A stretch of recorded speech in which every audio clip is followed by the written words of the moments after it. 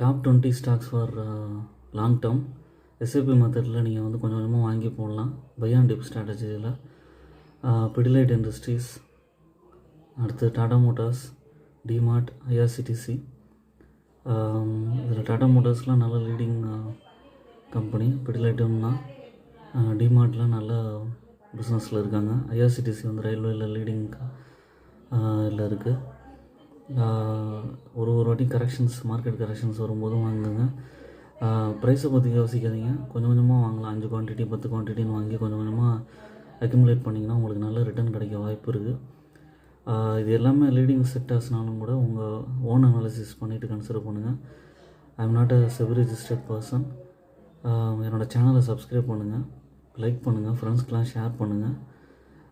Tata Motors, DMart மாதிரியான ஸ்டாக்லாம் வந்து long டேர்முக்கு ரொம்ப நல்ல ஸ்டாக்ஸு. அதனால் நல்லா அனலைஸ் பண்ணிட்டு